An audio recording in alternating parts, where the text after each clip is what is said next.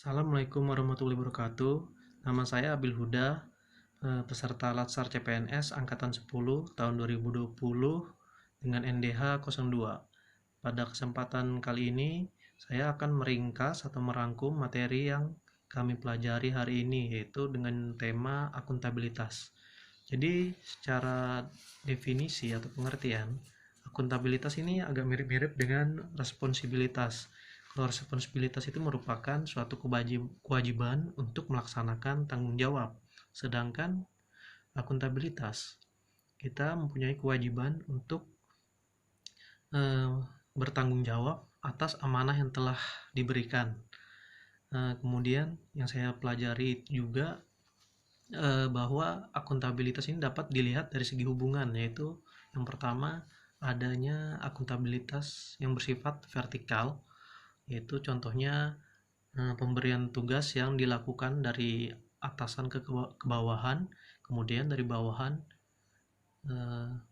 melaporkan hasil dari tugas yang telah dia kerjakan atau amanah yang telah diberikan.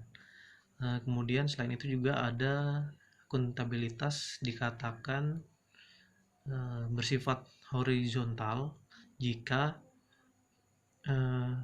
contohnya suatu pemerintahan yang memberikan tugas atau memberikan informasi ke publik.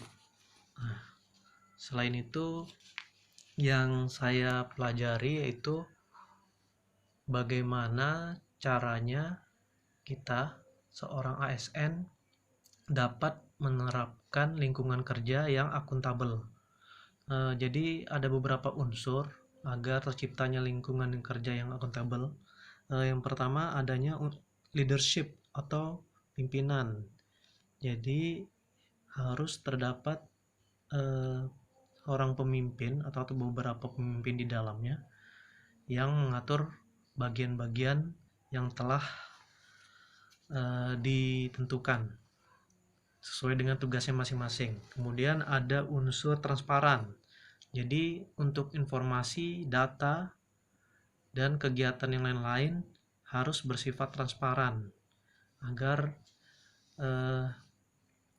dapat dinilai kejujurannya dan dianggap secara terbuka. Kemudian ada juga integritas, yaitu baik pimpinan maupun seorang ASN yang berada di bawahnya harus sesuai antara tindakan dengan apa yang telah diucapkan. Setelah itu ada juga tanggung jawab. Tanggung jawab itu seperti akuntabel tadi definisinya, bahwa tanggung jawab yang diberikan harus sesuai dengan yang telah diamanahkan. Kemudian ada juga keadilan. Keadilan di sini tujuannya adalah untuk menciptakan kepercayaan terhadap publik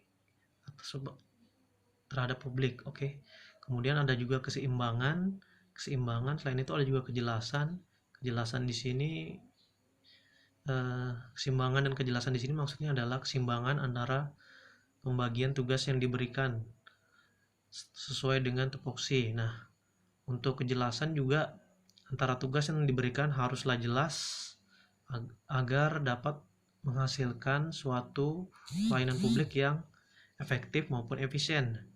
Nah, kemudian yang terakhir adalah konsistensi, yaitu teguh terhadap tugas yang diberikan agar dapat mencapai tujuan. Nah, bagian kedua yaitu refleksi ke diri saya yang saya dapat setelah menyimak atau mengikuti materi yang telah disampaikan. Yang pertama, seorang ASN itu haruslah akuntabel, yaitu dengan unsur-unsur yang saya sebutkan tadi. Yang kedua, harus bersifat transparan, yaitu berupa dari data dan informasi. Kemudian menjauhi kecurangan dan korupsi. Terus menjaga sumber daya yang telah diberikan negara, baik itu bentuk fisik maupun data dan informasi. Kemudian kita harus dapat memilih secara tepat dari berbagai konflik yang ada. Nah, untuk bagian ketiga itu adalah aktualisasi yang akan saya lakukan sebagai seorang ASN ke depannya adalah yaitu menerapkan lingkungan kerja yang akuntabel. Assalamualaikum warahmatullahi wabarakatuh.